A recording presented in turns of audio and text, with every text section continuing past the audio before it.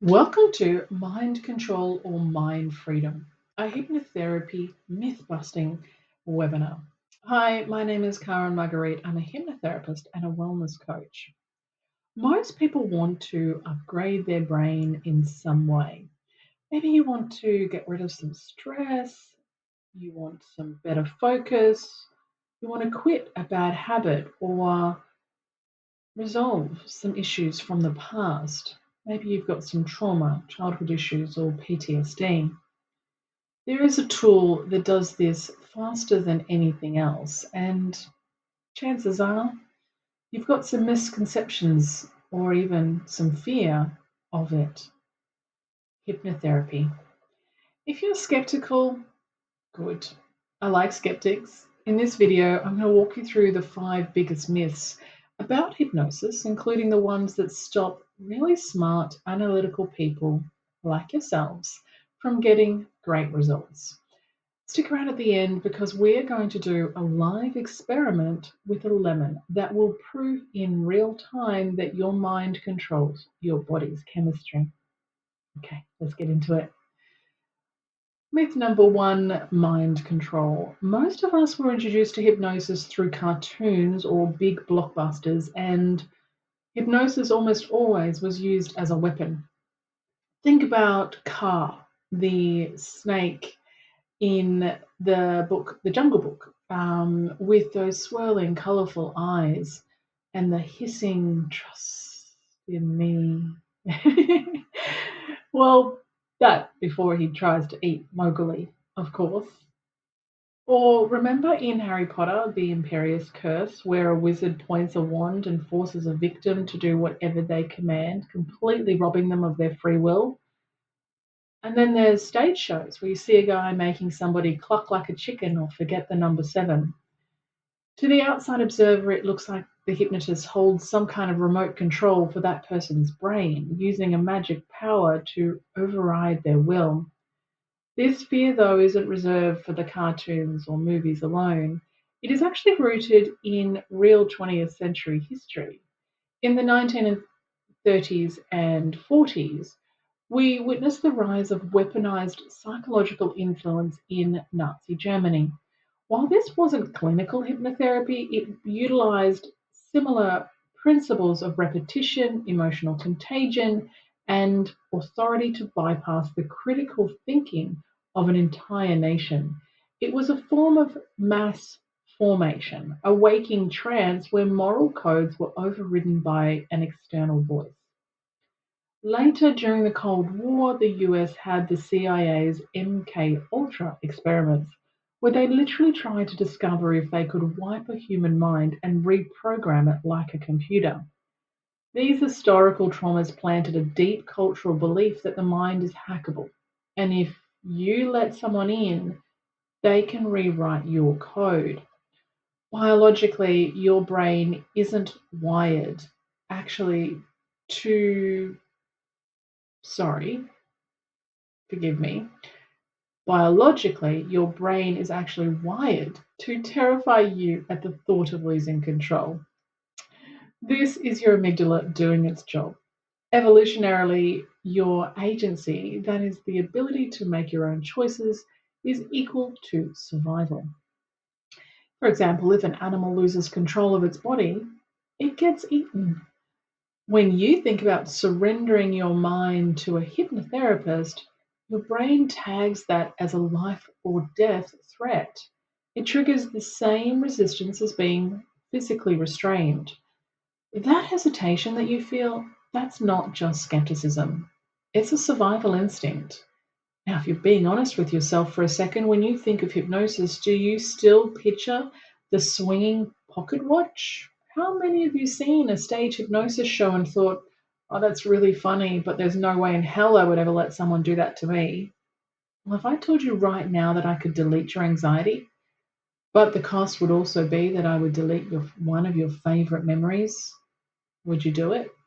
Now, that hesitation you feel is your brain protecting your autonomy, and that is actually a really good thing. The truth is, though, in our sessions, I'm never the driver of the car. You are. I'm simply the GPS, and I sit in the passenger seat and suggest a route. If we continue on this same metaphor, I might say, hey, turn left here to bypass the traffic jam of anxiety, or let's take this scenic route over here to get better sleep. But you are the one holding the steering wheel.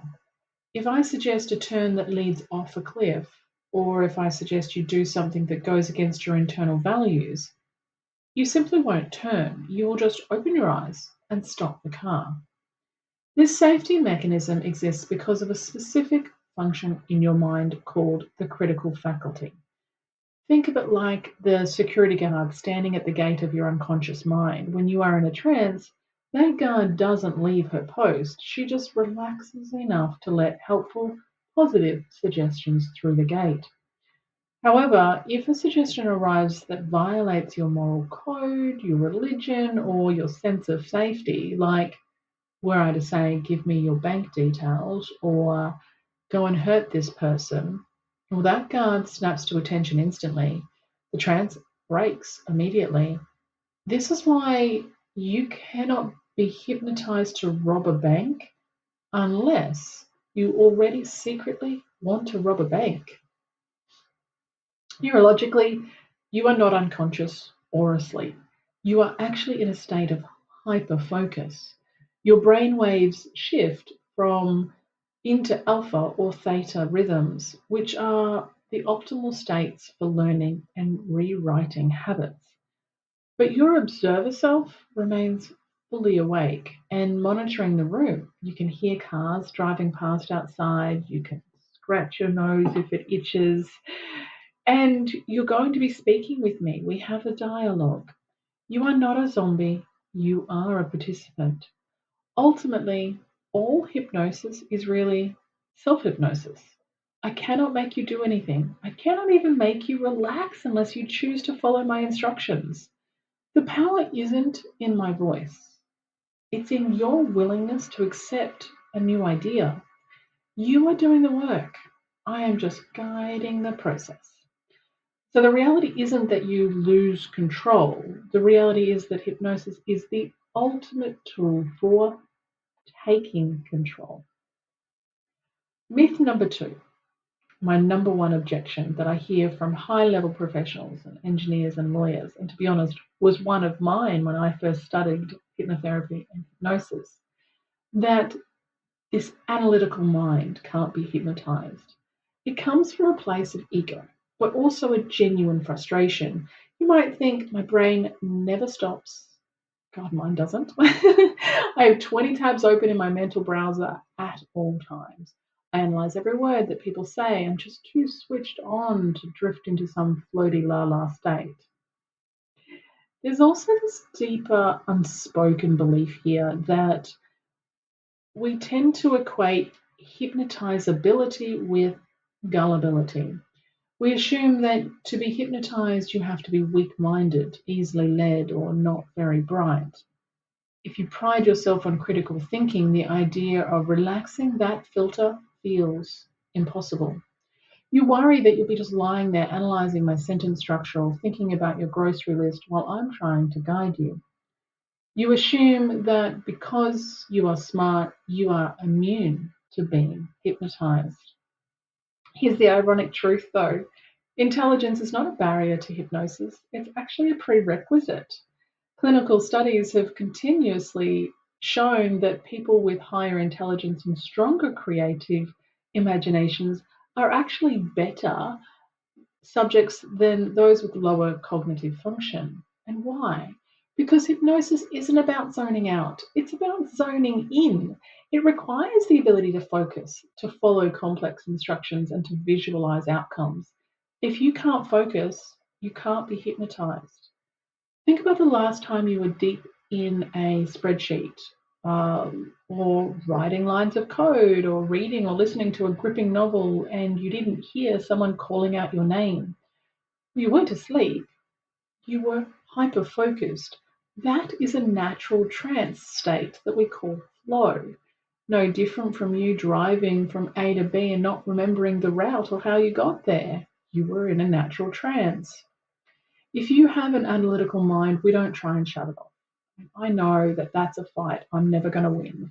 Instead, I give your analytical mind a job to do. I give it something to count or to monitor or to visualize. I keep it busy so that your unconscious mind can do the work. The only people who genuinely cannot be hypnotized are those who are unable to concentrate due to cognitive impairment or those who simply refuse to follow instructions. So if you are worried that you're too smart for this, I got some bad news for you. You're actually the perfect candidate. Myth number 3, online hypnotherapy doesn't work. In a post-COVID world, we all have a bit of Zoom fatigue. We're used to the awkward team meetings now with freezing screens and feeling disconnected behind a monitor. So it's natural, really, to assume that something as deep and personal as therapy must happen face-to-face in order for it to be effective. There's also a misconception that hypnosis is about energy or presence, that I need to be in the room to read your body language or send you into trance. You might worry that if you aren't physically in my clinic, sitting in my special chair, the process will be somehow diluted. You might think, well, I'm just going to get distracted by that laundry pile in the corner, or I won't really feel real if I'm just staring at a laptop screen. You treat hypnotherapy like a massage or a chiropractic adjustment, something that requires physical proximity in order for it to work. Here's the clinical reality. Hypnosis is not physical, it's auditory. It relies entirely on the language I use, the tone and pace of my voice, and your imagination. Your brain reacts to the instructions in my voice, not my physical presence. In fact, wearing headphones often makes the experience more powerful because my voice is fed directly into your ears, creating an immersive surround sound experience that blocks out external noise better than sitting in a room with me.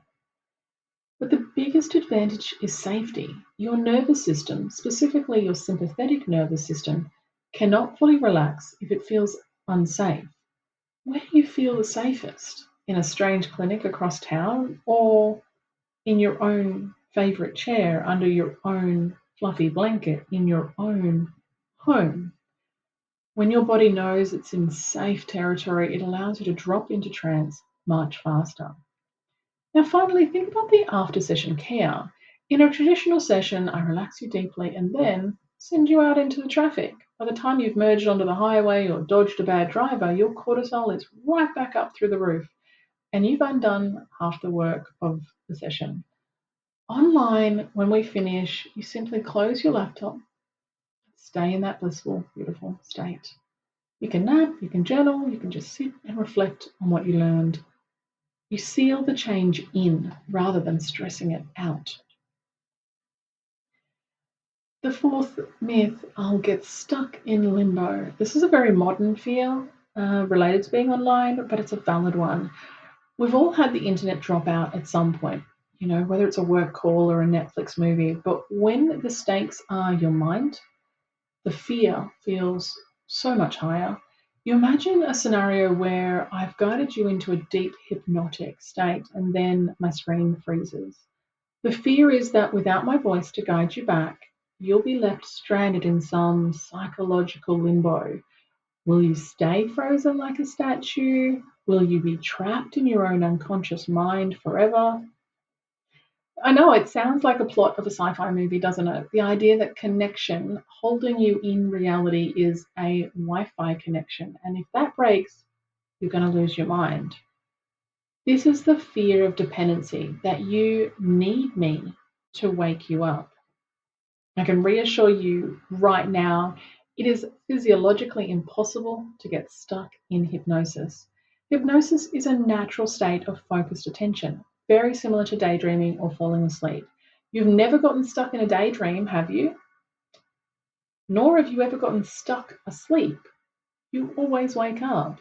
If our video connection dropped right in the middle of a session, one of two things was likely to happen. First, your brain would notice the silence. The critical faculty we talked about earlier would realize, Oh, hey, the voice has stopped. You'd likely get bored, open your eyes, check the screen, and see that the call has dropped. You just click the link, rejoin. It's that undramatic. Second, if you were really deeply relaxed and tired, you might just drift off from the hypnotic trance into a natural sleep. Have a nice little 15-minute nap and then wake up naturally feeling really refreshed. There's no hypnotic prison. You are always in control of your own physiology. My voice is just a guide. It's not a lifeline. If the guide stops talking, you simply open your eyes. And our last myth that I'll wave my magic wand, the non existent one. This is the most common expectation I have to manage. We live in a world of instant gratification. We want the pill, the hack, the 5-minute fix. Because hypnosis looks like sleep from the outside, people assume it works like surgery. You go under, or open up your brain, cut out the anxiety wire, stitch in the confidence wire, and wake you up as a completely new person without ever having lifted a finger. This is fantasy that I have a magic wand or a special power that I can zap you with. You might think, oh, I don't want to talk about my feelings or do any work. I just want to lie down, have a nap, wake up 20 kilos lighter. Thank you very much. This is the desire to be passive. You want the result, but you want me to do the heavy lifting. Here's the blunt truth. If you fall asleep during our session, the therapy won't work. And why? Because we're dealing with neuroplasticity, the brain's ability to rewire itself. Neuroscience tells us that for neurons to wire together, they have to fire together. And that requires your active, focused attention. Think of me like a personal trainer for your mind. I can design the perfect workout program. I can show you exactly how to hold the weight to get the best result. I can motivate you, but I cannot lift the weight for you. If you lie on the gym floor and sleep, you aren't going to build muscle. Hypnotherapy is a partnership. I write the code with you, but you have to run the program. You have to be willing to visualize, to feel the emotions, and to follow the mental instructions that I give you. If you're willing to engage, the results can seem magical because they do happen so fast, often in just a few sessions. But it's not magic. It is work, and it only works if we do it together. Okay, enough talk. Let's test your hardware. I want to prove to you right now that your mind controls your body's chemistry. Excuse me. Wherever you are watching this, I want you to hold out your hand out flat in front of you, palm open. Now, take a deep breath and close your eyes. Good. I want you to imagine that I have just placed a heavy, bright yellow lemon right in the center of your palm. Feel the weight of it pressing down on your hand. Good. Imagine the skin and what it feels like against your palm. It's slightly waxy, maybe it feels bumpy, feels cold in the fridge. Good. Now, use your other hand and pick up an imaginary knife. I want you to slice that lemon in half, right there in your hand. See the knife cut through the skin. Hear the subtle as it slices open. Smell that fresh, sharp citrus scent bursting into the air. Now, cut a thick, juicy wedge out of it. Pick up that wedge with your fingers. Look at the yellow pulp. Oh, isn't it glistening with juice? Bring it up to closer to your face. Deeply inhale. The smell is getting so strong now. It's sharp. It's acidic. On the count of 3, I want you to take a massive bite into it. 1, bring it to your lips. 2, inhale. You can smell the zest. 3, bite down. Feel that sour, sharp juice squirt into the corners of your mouth. So sour. Makes your tongue curl. It's washing over your teeth. Super acidic, super sharp. Feel the muscles in your jaw tighten. Good. And swallow. Take a deep breath and open your eyes. Right, so if you have extra saliva in your mouth right now, go ahead and hit the like button for this video. That physical reaction, that saliva was caused by a thought, a belief. The lemon wasn't real, but the biology was. And if a 30-second thought about a lemon can change your saliva glands, imagine what 10 years of negative thinking has done to your body and to your mind. Those negative thoughts about work and stress and parenting and the management of your business, of that sense of failure. What has it all done to your cortisol levels, your digestion, your sleep? Okay. When I ran this webinar live a few weeks ago, we got a couple of really great questions, and we have enough time to cover just two of them. One of them asks, what is the age that you are likely to get the best results from? So there's no real age limit here. I've treated children and I've treated elderly people. Really what it comes down to is an individual's ability to follow instructions. If you can't follow instructions, you can't be hypnotized. We discussed that before. The youngest person I've hypnotized is 9, and admittedly, he was challenged initially because he wasn't used to sitting with his eyes closed. He wasn't used to listening to instructions in that way. And it took him a couple of attempts, but we got there, which was really beautiful. And he woke up in the most gracefully relaxed state. That was quite fascinating. But essentially, though, it really doesn't matter how old you are. If you can follow instructions, if you can focus on my voice, if you can hear me well and clearly, you can be hypnotized. And you will get results as long as you want the results, that you follow those instructions.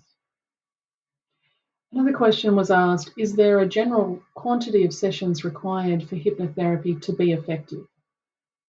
Yes and no. Again, back to, do you want the change? If you believe you want the change, then the change will be created as quickly as you want it to be changed.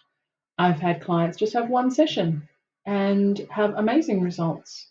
I've had clients, though, that were working on some more deep-rooted traumas that had significant emotions of anger and sadness, fear, hurt, or guilt trapped in their mind and their body. So that needed a few more sessions. The reason I'm a hypnotherapist as well as a wellness coach is because for me, it is a journey. It takes from coming to see me, you might want to work on something that's here and now that's bothering you, a habit that you've got. And in that session, you might discover something else from your past. So we work on that. And from there, you might reach a point of stability or comfort or capability, and that's enough. And then you go about your life and something else might come up. So you're, okay, I'll go back and see Chiron again. Great, fantastic. It's like peeling the layers of an onion.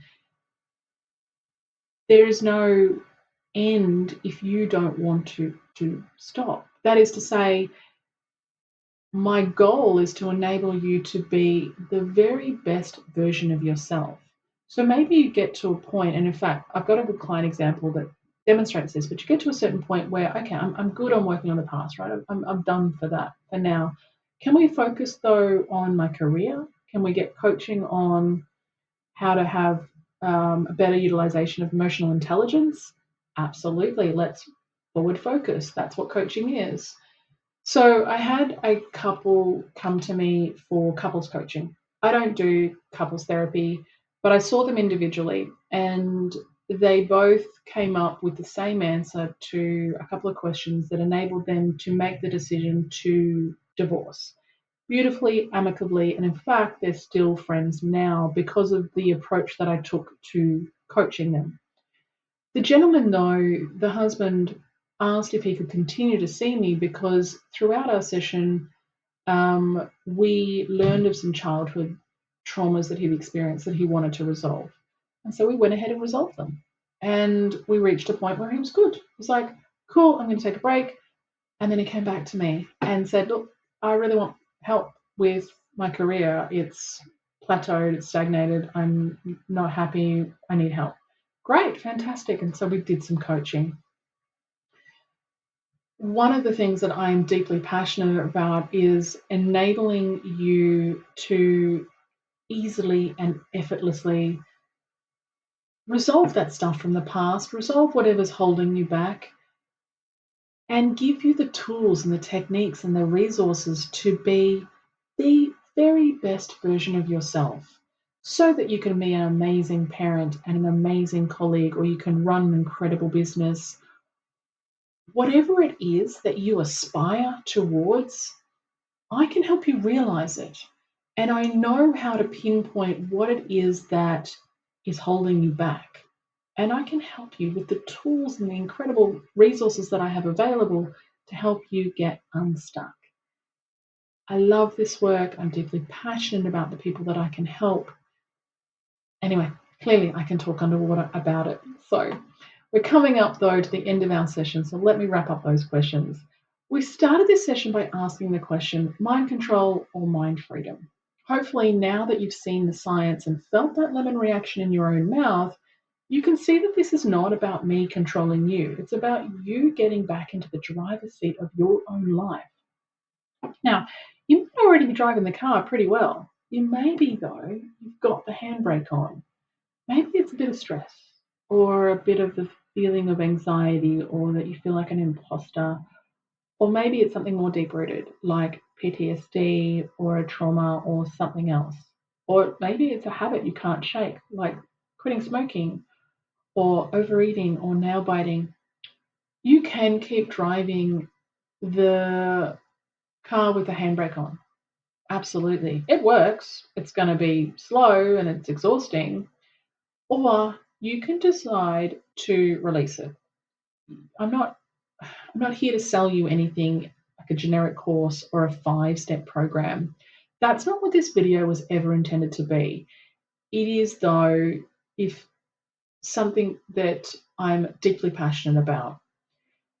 If something we've covered has sparked a thought, if you're sitting there thinking, wow, I wonder if she could help me with my insomnia, or I wonder if this could help me focus better at work, then I simply want to invite you to have a conversation with me. I offer a 15-minute free conversation. It's not a sales pitch, it's literally just a chat. You tell me what's going on, and I'll give you my honest professional opinion on whether hypnotherapy or wellness coaching is the right tools for you. And if it is, amazing, fantastic.